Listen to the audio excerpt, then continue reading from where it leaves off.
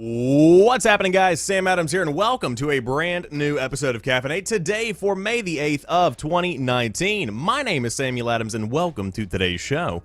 Of course, for those that are brand new to the program, this is a daily gaming news podcast where I bring you the hottest gaming news from around the industry, and I'll let you guys know what is going on in one tight, neat little podcast for you to enjoy 5 days a week, Monday through Friday, live at 7 a.m. Eastern Time on twitch.tv/TheSamuelAdams if you did want to watch the show live. Of course, then, it's taken down and put up on youtube.com/SamuelAdamsMedia, as well as podcast services around the world if you are more into the audio side of podcast intaking.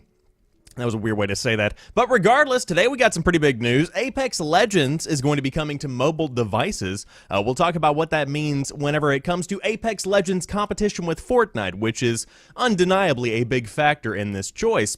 On top of that, some more EA news. Electronic Arts announced a drop in quarterly and annual net revenue. EA Access is coming to the PlayStation 4 in July. Is it too late for that service? It very well could be, but a lot of people use it, and a lot of good content is available via that sub. On top of that, PUBG is now the patriotic game for peace in China. We'll talk about PUBG's interesting transformation. You shoot people and they stand up and they wave. Anyways, the latest Borderlands 3 controversy is cropping up online because now Randy Pitchford is accused of physical assault. That's interesting. Assassin's Creed Ragnarok, of course, is a game that we talked about yesterday. A couple of screenshots here and there leaked online, specifically on 4chan, if I remember correctly. However, it does seem like those are in fact fake, so I did want to update that story and let you guys know not to get your hopes up like I did. However, if you do have a physical impairment, specifically when it comes to your eyes, that being said, if you are blind, in other words, Microsoft has a brand new patent submission that reveals a haptic Braille accessory for Xbox controllers. We'll talk about how technology is blowing my mind each and every day. Dead Cell's mobile version is going to let you die, learn, and die again on iPhone this summer. Nintendo is adding Donkey Kong Jr. to Switch Online, and if you are still playing Dead by Daylight, there is a big new character coming to the game, specifically from the movie Scream. So we'll talk more about what that means for you if you did want to dive in and check that out. But again, this show is hosted 5 days a week. If you are new here, I do appreciate you stopping by and checking out the show. But without further ado, let's go ahead and dive into today's top stories. Apex Legends is coming to mobile. EA may need this to take on Fortnite. How will Respawn and EA keep Apex Legends momentum going? Do what Epic did, apparently, bring the game to phones and tablets. As part of a call discussing its latest quarterly earnings, EA said it would release versions of the Titanfall-based BR title for mobile devices. There weren't specifics about platforms or release dates, but it's safe to say Android and iOS have made the shortlist. The game will also come to China, echoing another Epic strategy. EA might need the expansion. It revealed that its year-over-year profits dipped sharply in the first quarter of 2019 despite Apex's debut. That's not completely surprising. While EA's other big game of the season, Anthem, did sell well early on, it didn't really meet the company's expectations, and I would go ahead and insert here the fans' expectations as well. Apex may have to pick up some of the financial slack, at least until another big game arrives. And so Apex Legends coming to mobile, and I think this article really does nail why this is happening.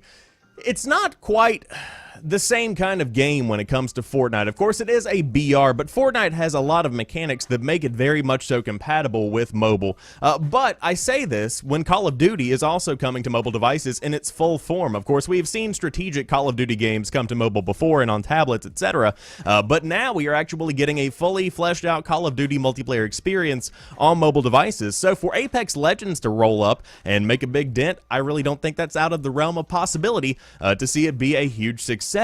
On top of that, the technology in phones in 2019 and beyond is blowing my mind. I mean, truly, handhelds don't really have a purpose anymore. And by handhelds, I mean stuff like the PlayStation Vita and a PSP. If there were to make a successor to the PlayStation Vita, it wouldn't necessarily have a spot. Now, of course, Nintendo Switch is a bit of a specific, different case, if you will, because it is a Nintendo console, and Nintendo will traditionally sell pretty well if it is a solid piece of hardware. But back to the main point, there is no reason to have a dedicated handheld device 9 times out of 10 in 2019 because mobile phones are incredible. They have a lot of tech packed into a very small package, and you always have a phone in your pocket. That's really what it comes down to. It doesn't matter where you are. If you are somebody that is living the modern lifestyle, you have a phone on your person.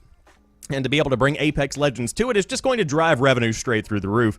So with that being said, we will definitely keep our eye out for this, and I will let you guys know on an episode of The Drop when the game itself actually does come out. Of course, this very well could be coming summer 2019, fall 2019. I wouldn't expect it to be pushed out of the year kind of time frame, but we will see what happens. However, let's talk more about these quarterly and annual earnings, because it looks like net revenue is down sharply for Electronic Arts. A bit more than 1 month after announcing it was laying off 350 people, or 4% of its staff, Electronic Arts on Tuesday announced a drop in net revenue to $1.24 billion in the year's financial quarter compared to $1.58 billion during the same period last year. Those numbers don't sound like they're too far apart, but let me tell you right now, oh, they are. Net revenue for the fiscal year, which ended on March 31st, was $4.95 billion, down from $5.15 billion the prior fiscal year. Looking forward, the company announced that its slate of sports titles, which includes the latest FIFA, Madden NFL, and NBA Live, will be hitting in the second quarter of the fiscal year, along with Sea of Solitude, the highly anticipated Star Wars Jedi Fallen Order, Need for Speed, and Plants vs. Zombies, all planned for a third quarter release. FY20 will be a year of continued growth for our industry, of course, that being fiscal year, and we're excited to bring more great entertainment to the expanding audience around the world, said CEO Andrew Wilson in a prepared statement. Players are engaging with games in more ways than ever before. We are committed to meeting them where they are, with a broad portfolio of amazing new games and live services, choice of engagement models, and including free-to-play subscriptions, and new opportunities to play, compete, and watch. EA COO and CFO Blake Jorgensen said the company will be delivering deep live service content for a slew of its titles, including Ultimate Team, Apex Legends, The Sims 4, Anthem, and Battlefield 5. In March, Wilson announced the company was laying off about 350 of its roughly 9,000-person staff. In the brief, open letter announcing the layoffs publicly, Wilson noted that the move was made to address our challenges and prepare for the opportunities ahead, and to better deliver on our commitments, refine our organization, and meet the needs of our players.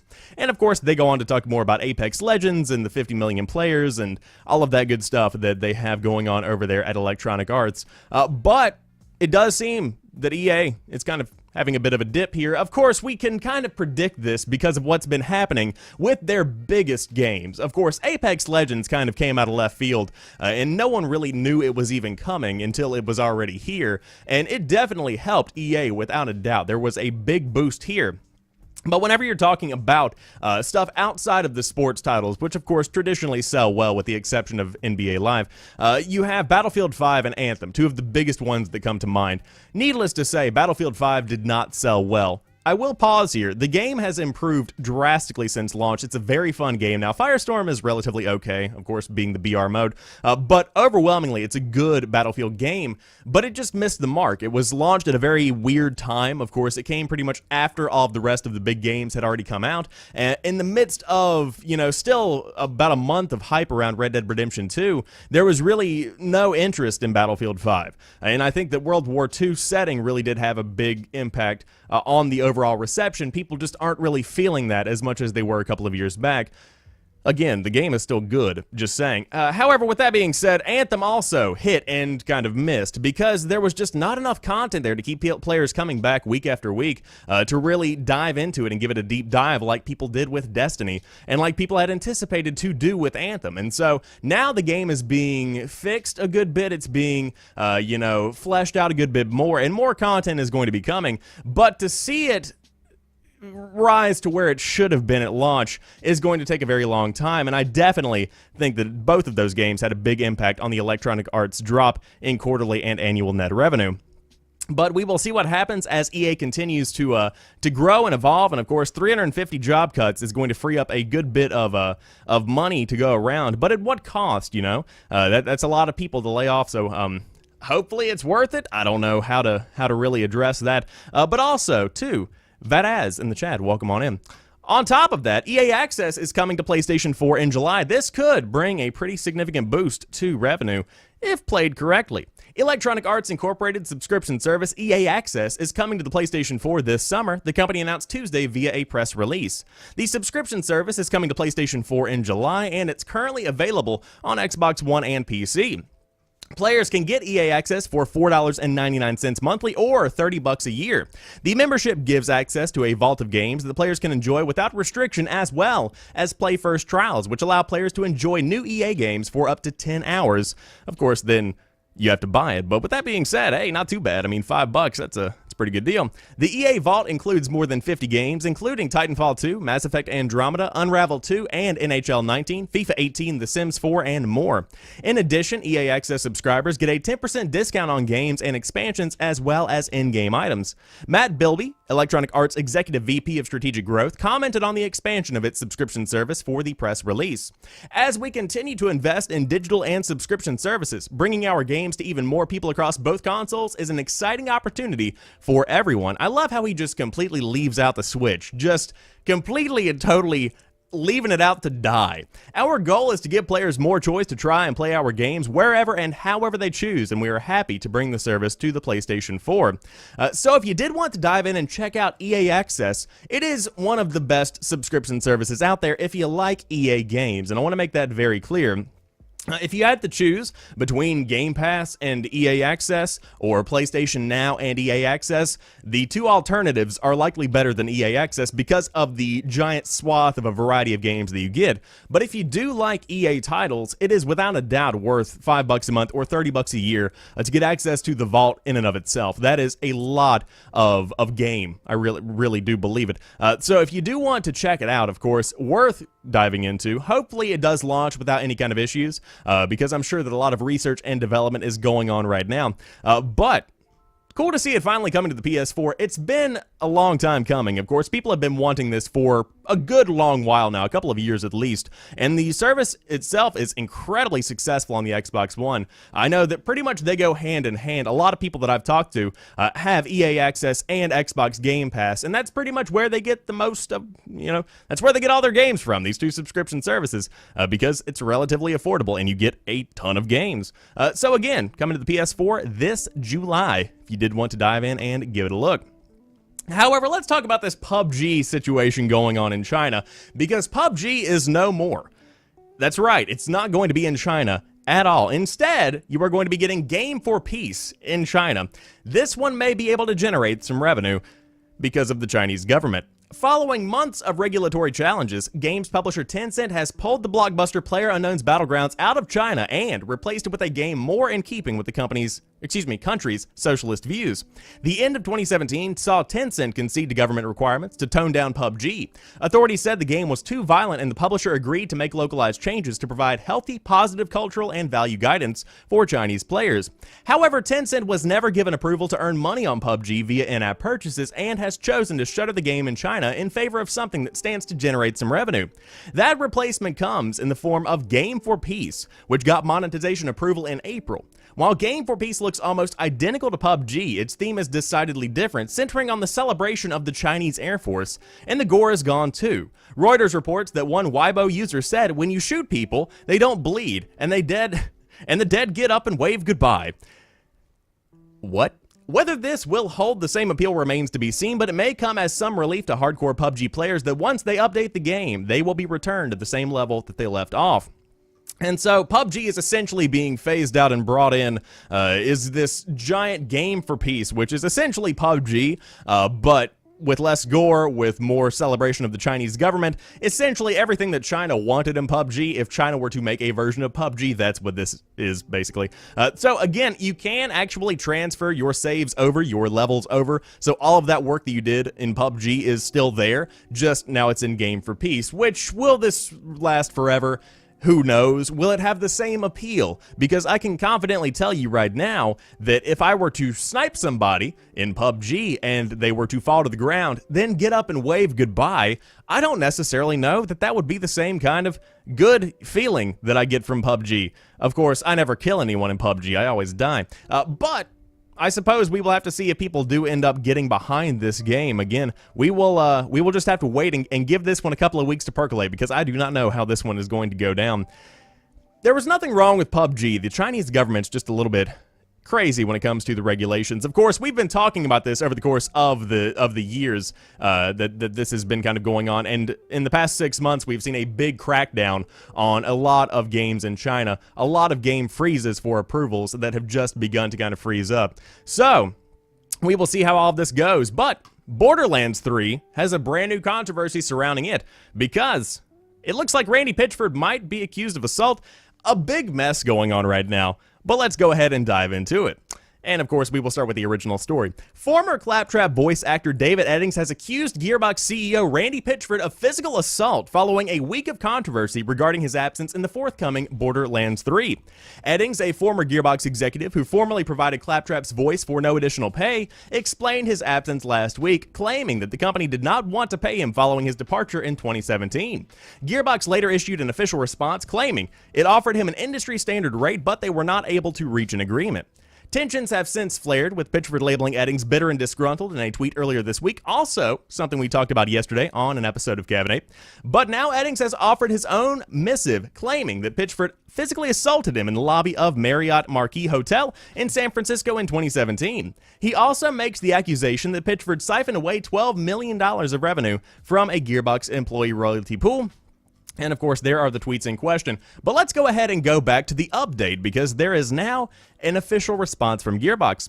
Gearbox has responded to the request for comment from PC Gamer. It continues to refrain from commenting on the $12 million accusation, a reference to a lawsuit from January, which is still an ongoing investigation. It has responded to the physical assault allegation with this statement. Gearbox takes any and all claims of this nature very seriously, and we will abstain from commenting on the allegations Dave is making because it is a personal matter. We appreciate David's contributions to the Borderlands franchise and have continued to assert we would welcome him back to the mix as the voice of Claptrap and other future opportunities. And so that's pretty much where this has landed right now. Of course, still a very young story, one that broke about 20 hours ago, right after Caffeinate went live, or off the air, whatever you want to call it. But this has taken a turn for the worst, and I've seen a lot of people on Twitter talking about this entire controversy, of course, talking about Borderlands 3 overall, for better or for worse. But when it comes down to it, if somebody physically assaults you, do you wait over 2 years to come to light about it? Do you actually wait that long to make people known about it?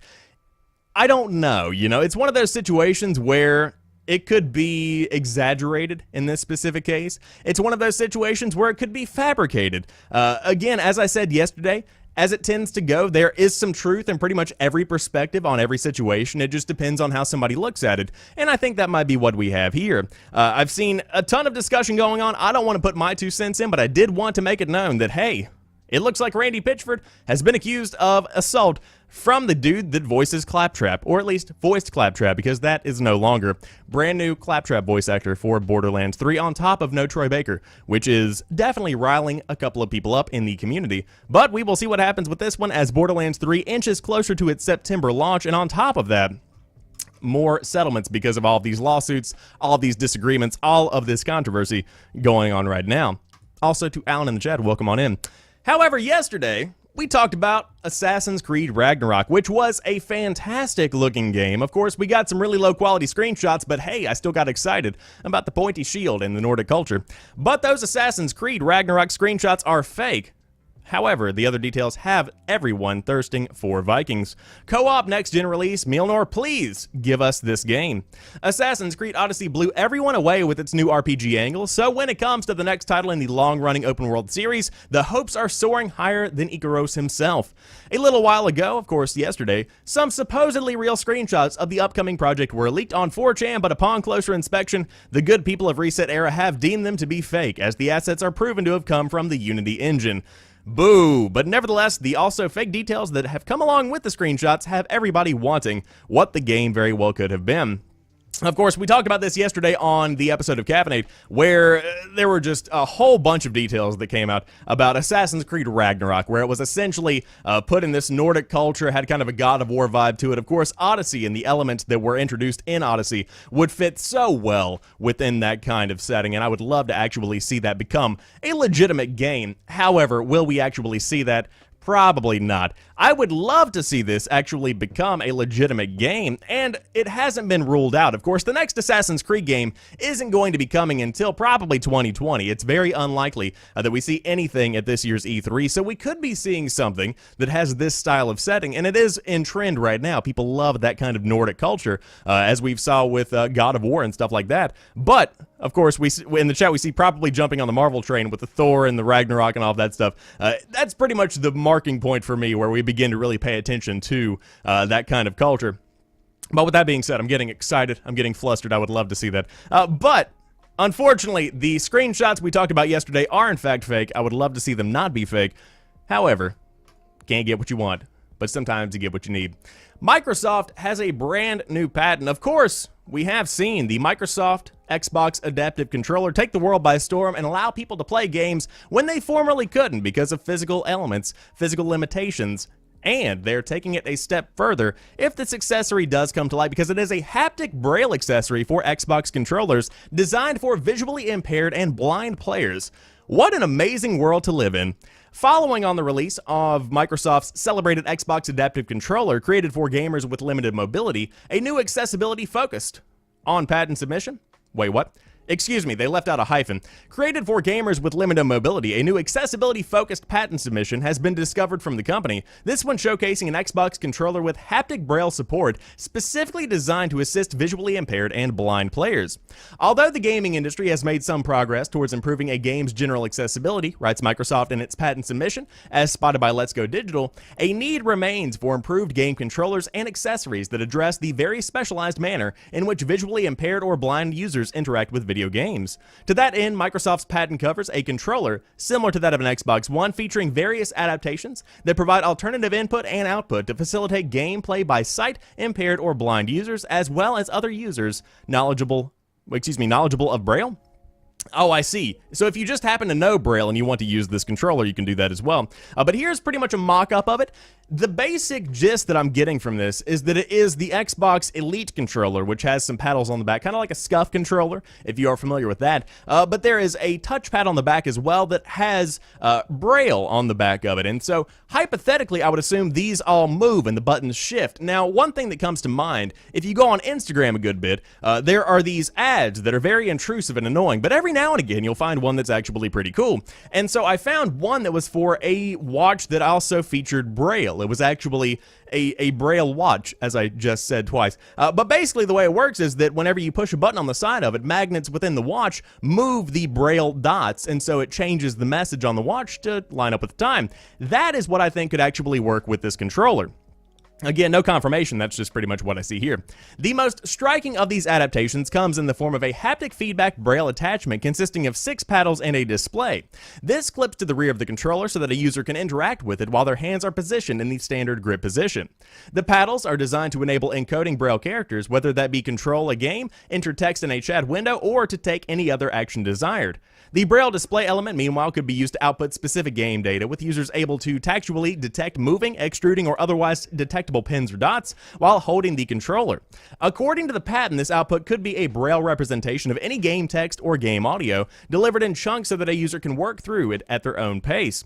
Microsoft also proposes situations where both paddles and display might be used in tandem to receive different types of data.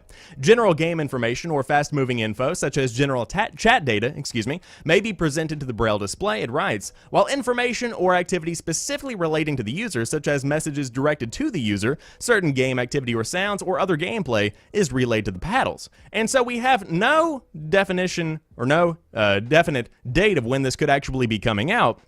But without a doubt, this is something that completely and totally changes the game. Of course, whenever the adaptive controller came out, you immediately look at it and you think, well, I'm never going to use that. You know, if you are somebody that is not of a disability or doesn't have any kind of physical incapability, stuff like that, any kind of limitations, in other words. But whenever you think about how many people actually live with that kind of thing, and how many people don't have access to gaming because of physical limitations out of their control, to be able to bring that into their control is something that is phenomenal, because gaming is something that everybody should be able to experience, including those that are blind. Now, whenever I first read this story, I thought I didn't even know blind people played games, and I don't know how many people that are blind actually do. But the fact that they could with this Braille controller accessory is phenomenal. To be able to have it work with stuff like PCs would be fantastic. Of course, Nintendo and Xbox working very much so in tandem these days, so you could see this be compatible with the Nintendo Switch if it ever does actually see the light of day. Again, I suppose we will have to wait until maybe E3 to see if this does become something that is actually a legitimate accessory, but until then, it's very cool to speculate and see what very well could be whenever the time does come. However, moving on, if you did want to get back in on that mobile gaming, Dead Cells has a mobile version letting you die, learn, and die again, coming to iPhones this summer. Dead Cells roguelikes you so much it's coming to live on your iPhone or your Android device. Dead Cells is one of those just one more try until you have to drag yourself away from the console games, so I don't know how we're going to deal with it on our phones. Developer Motion Twin has announced that it's partnering up with indie publisher Playdigious to bring Dead Cells to iOS devices this summer, with an Android version to follow later on. That's as specific as the release dates are getting for now, but you can head to Playdigious' site to sign up for an email alert as soon as Dead Cells arrives on your mobile iOS of choice. Or excuse me, your mobile OS of choice. Of course, again, coming to iOS first. The little bit of gameplay that's teased in the trailer shows Dead Cells' mobile version will use a virtual joystick on one side and an array of buttons for all of your abilities and equipment on the other, though the design may be customizable or change entirely. Dead Cells is a difficult game that demands situational awareness and quick reactions. In other words, it's the kind of experience that's tricky to replicate with touchscreen controls. Syncing up a gamepad with your phone or tablet could do the trick, but hopefully just playing on your phone will work out too. If you are perfectly content to keep playing on PC or console, you still have more Dead Cells to look forward to in the near future. The Dead Cells Rise of the Giant free DLC expansion is coming soon as well. It features new levels, weapons, and a giant Skeleton King boss who seems really to enjoy himself as he's ruining your day. And of course, Dead Cells is a darling indie game, a phenomenal game if you have not had the opportunity to check it out. But to see it coming to mobile is something that I think could be a pretty good fit. Of course, it's not a complex game, but it's one that is just complex enough to keep you enticed, to keep you interested, and to see it coming to mobile I think is a pretty good fit. I've watched a good bit of this game, can't say I've played it hands-on, but to be able to see the mechanics work in the way that they do does confirm that it very much so is going to be a pretty good fit for mobile. Of course, as we talked about at the beginning of the show, Apex Legends coming to mobile devices. If that can work, there's no reason this can't. So again, if you do want to dive into it, Playdigious is going to be the company that helps that port along. And again, coming to iPhone and iPad this summer, hopefully to the Android not too far along after that. But Nintendo is adding Donkey Kong Jr. to Switch Online. The sequel to Donkey Kong is landing on the service on May the 15th, just a couple of days away. Nintendo keeps adding heavyweight game titles from years past to Switch Online, making the subscription service more and more tempting. Now, the service is adding 3 new games to its list: Donkey Kong Jr., Versus Excitebike, and Clu Clu Land. They are joining the other big titles from the NES and SNES era, including Super Mario Bros. 2 and 3, Donkey Kong, and The Legend of Zelda, bringing the total number of games for Switch Online to over 40. Very impressive stuff there. Donkey Kong Jr. is an arcade platformer and sequel to the original Donkey Kong. True to its name, you play Junior Kong in the game to rescue your father who has been kidnapped and kept in a cage by everybody's favorite Italian plumber. Versus Excitebike is a motocross racing game, while Clu Clu Land allows you to swim around a maze as a balloonfish collecting gold ingots. We know which one you're going to be playing here. It's Clu Clu Land. No, I'm just kidding. Anyways, if you did want to dive in, yes, you can get them when they all 3 go live on the service, which will set you back at least $4 a month on May the 15th. And again, there is the trailer for that if you did want to check it out. So again, the Switch Online service continuing to evolve and grow and be fleshed out more and more, but exciting times for those that do like to dive in and give it a look. But of course, there is Clu Clu Land, and then on top of that, you've got the Donkey Kong Jr., and then on top of that, Versus Excitebike. Of course, the Switch is taking off by leaps and bounds, and many people are actually using the Switch Online service. I will also do a plug here. I believe I remember on Twitch, they had a free year of Nintendo Switch Online that is going to be available until the latter part of the year. So if you do want to dive into it and give Nintendo Switch Online a shot, if you do have Twitch Prime, then you also have access to Nintendo Switch Online on top of the free sub, which you give to me. No, I'm just kidding. But if you did want to dive in and give it a shot, Donkey Kong Jr. coming, along with 2 other games to the Nintendo Switch Online lineup. But of course, Dead by Daylight has been a phenomenal game. It pretty much came alongside Friday the 13th, which has faced some issues when it comes to the back-end stuff. But Dead by Daylight is still going strong. A ton of people still love the game. A ton of people still playing it. But now, Scream's Ghostface is dropping in. Very exciting stuff. Dead by Daylight is working its way down the list of horror movie icons. As inadvertently revealed yesterday, thanks to a game update, the next playable character will be none other than Ghostface from Scream. Shortly after players discovered the ghost in Dead by Daylight, developer Behavior responded, "Some lucky players got a glimpse of our upcoming chapter release content in today's mid-chapter update. We already pushed the right update live to all players on PC and PS4. Xbox users will receive it within a few days. In the meantime, enjoy the early hype on the next chapter."